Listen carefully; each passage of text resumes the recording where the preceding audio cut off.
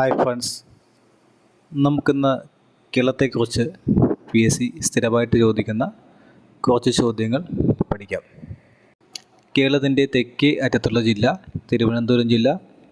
കേരളത്തിലെ ജനസാന്ദ്രത ഏറ്റവും കൂടുതലുള്ള ജില്ല തിരുവനന്തപുരം ജില്ല. കേരളത്തിൻ്റെ തെക്കേ അറ്റത്തുള്ള ജില്ലയും കേരളത്തിലെ ഏറ്റവും ജനസാന്ദ്രത കൂടുതലുള്ള ജില്ലയും തിരുവനന്തപുരം ജില്ലയാണ്. ഏറ്റവും കൂടുതൽ കശുവണ്ടി ഫാക്ടറികളുള്ള ജില്ല കൊല്ലം ജില്ലയാണ്. ഏറ്റവും കൂടുതൽ കശുവണ്ടി ഫാക്ടറികളുള്ള ജില്ലയും ഏറ്റവും കൂടുതൽ എള്ള് ഉൽപ്പാദിപ്പിക്കുന്ന ജില്ലയും കൊല്ലം ജില്ലയാണ്. കേരളത്തിലെ ഏറ്റവും ചെറിയ ജില്ല ആലപ്പുഴ ജില്ല. കയർ വ്യവസായത്തിൽ ഒന്നാം സ്ഥാനത്തുള്ള ജില്ലയാണ് ആലപ്പുഴ ജില്ല. കേരളത്തിലെ ഏറ്റവും ചെറിയ ജില്ല ആലപ്പുഴ ജില്ല. കയർ വ്യവസായത്തിൽ ഒന്നാം സ്ഥാനത്തുള്ള ജില്ലയാണ് ആലപ്പുഴ ജില്ല. ഇന്ത്യയിലെ ആദ്യത്തെ പോളിയോ വിമുക്ത ജില്ല പത്തനംതിട്ട ജില്ല. ഇന്ത്യയിലെ ആദ്യത്തെ പോളിയോ വിമുക്ത ജില്ല പത്തനംതിട്ട ജില്ല. സാക്ഷരത ഏറ്റവും കൂടിയ ജില്ല പത്തനംതിട്ട ജില്ല. കേരളത്തിൽ ഏറ്റവും കൂടുതൽ റബ്ബർ ഉൽപ്പാദിപ്പിക്കുന്ന ജില്ല കോട്ടയം ജില്ല. ഏറ്റവും കൂടുതൽ വനമുള്ള കേരളത്തിലെ ജില്ല ഇടുക്കി ജില്ല. കേരളത്തിലെ സുഗന്ധവ്യഞ്ജനങ്ങളുടെ കലവറ എന്നറിയപ്പെടുന്ന ജില്ല ഇടുക്കി. ഏറ്റവും കൂടുതൽ വനമുള്ള കേരളത്തിലെ ജില്ല ഇടുക്കി. കേരളത്തിലെ സുഗന്ധവ്യഞ്ജനങ്ങളുടെ കലവറ എന്നറിയപ്പെടുന്ന ജില്ല ഇടുക്കി. ഏറ്റവും കൂടുതൽ ദേശീയപാതകൾ കടന്നു പോകുന്ന കേരളത്തിലെ ജില്ല എറണാകുളം ജില്ല. കേരളത്തിലെ ആദ്യത്തെ ശിശു സൗഹൃദ ജില്ല എറണാകുളം ജില്ല. ഏറ്റവും കൂടുതൽ ദേശീയപാതകൾ കടന്നു പോകുന്ന കേരളത്തിലെ ജില്ല എറണാകുളം ജില്ല. കേരളത്തിലെ ആദ്യത്തെ ശിശു സൗഹൃദ ജില്ല എറണാകുളം ജില്ല. ഏറ്റവും കൂടുതൽ ഭൂമി കൃഷിക്ക് വേണ്ടി ഉപയോഗിക്കുന്ന ജില്ല പാലക്കാട് ജില്ല. ഏറ്റവും കൂടുതൽ ഭൂമി കൃഷിക്ക് വേണ്ടി ഉപയോഗിക്കുന്ന ജില്ല പാലക്കാട് ജില്ല. കരിമ്പനകളുടെ നാട് എന്നറിയപ്പെടുന്നത് പാലക്കാട് ജില്ലയാണ്. കേരളത്തിലെ ഏറ്റവും കൂടുതൽ ജനസംഖ്യയുള്ള ജില്ല മലപ്പുറം ജില്ലയാണ്. കേരളത്തിലെ ഏറ്റവും കൂടുതൽ നിയമസഭാ മണ്ഡലങ്ങളുള്ള ജില്ല മലപ്പുറം ജില്ലയാണ്. കേരളത്തിലെ ഏറ്റവും കൂടുതൽ ജനസംഖ്യയുള്ള ജില്ലയും കേരളത്തിലെ ഏറ്റവും കൂടുതൽ നിയമസഭാ മണ്ഡലങ്ങളുള്ള ജില്ലയും മലപ്പുറം ജില്ലയാണ്. കേരളത്തിൻ്റെ സാംസ്കാരിക തലസ്ഥാനം തൃശ്ശൂർ ജില്ലയാണ്. പൂരങ്ങളുടെ നാട് എന്നറിയപ്പെടുന്നത് തൃശ്ശൂർ ജില്ലയാണ്. കേരളത്തിൽ ഏറ്റവും കൂടുതൽ നാളികേരം ഉൽപ്പാദിപ്പിക്കുന്ന ജില്ല കോഴിക്കോട് ജില്ലയാണ്. കേരളത്തിൽ ഏറ്റവും കൂടുതൽ നാളികേരം ഉൽപ്പാദിപ്പിക്കുന്ന ജില്ല കോഴിക്കോട് ജില്ലയാണ്. ഏറ്റവും കൂടുതൽ ഇരുമ്പ് നിക്ഷേപമുള്ള ജില്ല കോഴിക്കോട് ജില്ലയാണ്. കുഞ്ഞാലി മരയ്ക്കാർ ട്രോഫി വള്ളംകളി നടക്കുന്ന നദി ചാലിയാർ. കുഞ്ഞാലി മരയ്ക്കാർ ട്രോഫി വള്ളംകളി നടക്കുന്ന നദി ചാലിയാർ. ബേപ്പൂർ പുഴ എന്ന് അറിയപ്പെടുന്ന നദി ചാലിയാർ. കേരളത്തിൽ ഏറ്റവും കൂടുതൽ മത്സ്യസമ്പത്തുള്ള നദി ചാലക്കുടി പുഴ. ഷോളയാർ ജലവൈദ്യുത പദ്ധതി സ്ഥാപിച്ചിരിക്കുന്ന നദി ചാലക്കുടി പുഴ. കേരളത്തിൽ ഏറ്റവും കൂടുതൽ മത്സ്യസമ്പത്തുള്ള നദിയാണ് ചാലക്കുടി പുഴ. ഷോളയാർ ജലവൈദ്യുത പദ്ധതി സ്ഥാപിച്ചിരിക്കുന്ന നദി ചാലക്കുടി പുഴ. കേരളത്തിൻ്റെ തെക്കേ അറ്റത്തുള്ള നദി നെയ്യാർ. കേരളത്തിൻ്റെ തെക്കേ അറ്റത്തുള്ള നദിയാണ് നെയ്യാർ. കാസർഗോഡ് ജില്ലയെ യു ആകൃതിയിൽ ചുറ്റിയൊഴുകുന്ന നദി ചന്ദ്രഗിരി പുഴ. ദക്ഷിണ ഭാഗീരഥി എന്നറിയപ്പെടുന്ന നദി പമ്പ. ദക്ഷിണ ഭാഗീരഥി എന്നറിയപ്പെടുന്ന നദിയാണ് പമ്പ. പ്രാചീനകാലത്ത് ബാരിസ് എന്നറിയപ്പെടുന്ന നദി പമ്പ. പ്രാചീനകാലത്ത് ബാരിസ് എന്നറിയപ്പെടുന്ന നദിയാണ് പമ്പ.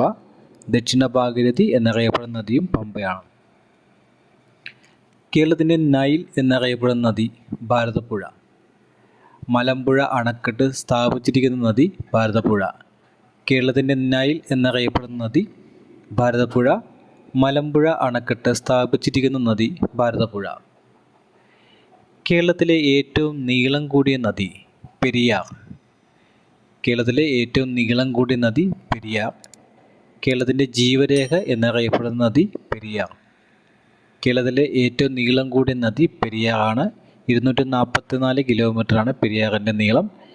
കേരളത്തിൻ്റെ ജീവരേഖ എന്ന് അറിയപ്പെടുന്ന നദിയും പെരിയാറാണ്. പ്രസിഡന്റ് ട്രോഫി ജലോത്സവം നടക്കുന്ന കായൽ അഷ്ടമുടി കായൽ. പ്രസിഡന്റ് ട്രോഫി ജലോത്സവം നടക്കുന്ന കായൽ അഷ്ടമുടിക്കായൽ. കേരളത്തിലെ ആദ്യ സീപ്ലെയിൻ സർവീസ് ആരംഭിച്ച കായലും അഷ്ടമുടിക്കായലാണ്. കേരളത്തിലെ ആദ്യ സീപ്ലെയിൻ സർവീസ് ആരംഭിച്ച കായൽ അഷ്ടമുടിക്കായൽ. കേരളത്തിലെ ഏറ്റവും വലുതും ഏറ്റവും നീളമേറിയതുമായ കായൽ വേമ്പനാട്ട് കായൽ. കേരളത്തിലെ ഏറ്റവും വലുതും ഏറ്റവും നീളമേറിയതുമായ കായൽ വേമ്പനാട്ട് കായലാണ്. കേരളത്തിൻ്റെ വടക്കേ അറ്റത്ത് സ്ഥിതി ചെയ്യുന്ന വന്യജീവി സങ്കേതം ആറളം വന്യജീവി സങ്കേതം. കേരളത്തിൻ്റെ വടക്കേ അറ്റത്ത് സ്ഥിതി ചെയ്യുന്ന വന്യജീവി സങ്കേതം ആറളം വന്യജീവി സങ്കേതം. കേരളത്തിൻ്റെ തെക്കേ അറ്റത്ത് സ്ഥിതി ചെയ്യുന്ന വന്യജീവി സങ്കേതം നെയ്യാർ വന്യജീവി സങ്കേതം. കേരളത്തിൻ്റെ തെക്കേ അറ്റത്ത് സ്ഥിതി ചെയ്യുന്ന വന്യജീവി സങ്കേതം നെയ്യാർ വന്യജീവി സങ്കേതം. ചാമ്പൽ മലയണ്ണാൻ, നക്ഷത്ര ആമ എന്നിവ കാണപ്പെടുന്ന വന്യജീവി സങ്കേതം ചിന്നാർ വന്യജീവി സങ്കേതം. ചാമ്പൽ മലയണ്ണാൻ, നക്ഷത്ര ആമ എന്നിവ കാണപ്പെടുന്ന വന്യജീവി സങ്കേതം ചിന്നാർ വന്യജീവി സങ്കേതം. കർണാടക, തമിഴ്നാട് എന്നീ സംസ്ഥാനങ്ങളുമായി അതിർത്തി പങ്കിടുന്ന ഏക വന്യജീവി സങ്കേതം വയനാട് വന്യജീവി സങ്കേതം. കർണാടക, തമിഴ്നാട് എന്നീ സംസ്ഥാനങ്ങളുമായി അതിർത്തി പങ്കിടുന്ന കേരളത്തിലെ ഏക വന്യജീവി സങ്കേതമാണ് വയനാട് വന്യജീവി സങ്കേതം. കേരളത്തിൽ ഏറ്റവും കൂടുതൽ കാട്ടുപോത്തുകൾ കാണപ്പെടുന്ന വന്യജീവി സങ്കേതം പറമ്പിക്കുളം വന്യജീവി സങ്കേതം. കേരളത്തിൽ ഏറ്റവും കൂടുതൽ കാട്ടുപോത്തുകൾ കാണപ്പെടുന്ന വന്യജീവി സങ്കേതം പറമ്പിക്കുളം വന്യജീവി സങ്കേതം. കേരളത്തിൽ ഏറ്റവും കൂടുതൽ കാട്ടുപോത്തുകൾ കാണപ്പെടുന്ന വന്യജീവി സങ്കേതം പറമ്പിക്കുളം വന്യജീവി സങ്കേതം. കേരളത്തിലെ ആദ്യത്തെ വന്യജീവി സങ്കേതം പെരിയാർ വന്യജീവി സങ്കേതം. കേരളത്തിലെ ഏറ്റവും വലിയ വന്യജീവി സങ്കേതം പെരിയാർ വന്യജീവി സങ്കേതം. കേരളത്തിലെ ആദ്യത്തെ വന്യജീവി സങ്കേതവും കേരളത്തിലെ ഏറ്റവും വലിയ വന്യജീവി സങ്കേതവും പെരിയാർ വന്യജീവി സങ്കേതമാണ്. ഏറ്റവും കൂടുതൽ കടൽത്തീരമുള്ള കേരളത്തിലെ ജില്ല കണ്ണൂർ. ഏറ്റവും കുറവ് കടൽത്തീരമുള്ള ജില്ലയാണ് കൊല്ലം. ഏറ്റവും കൂടുതൽ കടൽത്തീരമുള്ള കേരളത്തിലെ ജില്ല കണ്ണൂർ. ഏറ്റവും കുറവ് കടൽത്തീരമുള്ള കേരളത്തിലെ ജില്ല കൊല്ലം ജില്ലയാണ്.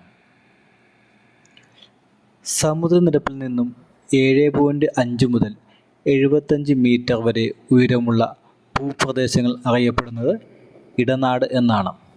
സമുദ്രനിരപ്പിൽ നിന്നും 7.5 മുതൽ 75 മീറ്റർ വരെ ഉയരമുള്ള ഭൂപ്രദേശങ്ങൾ അറിയപ്പെടുന്നത് ഇടനാട് എന്നാണ്. കേരളത്തിലെ നദികളെല്ലാം ഉത്ഭവിക്കുന്നത് മലനാട്ടിൽ നിന്നാണ്. സമുദ്രനിരപ്പിൽ നിന്നും ഏകദേശം 75 മീറ്ററിൽ കൂടുതൽ ഉയരമുള്ള പ്രദേശങ്ങളെ അറിയപ്പെടുന്നത് മലനാട് എന്നാണ്. സമുദ്രനിരപ്പിൽ നിന്നും ഏകദേശം 75 മീറ്ററിൽ കൂടുതൽ ഉയരമുള്ള പ്രദേശങ്ങളെ അറിയപ്പെടുന്നത് മലനാട് എന്നാണ്.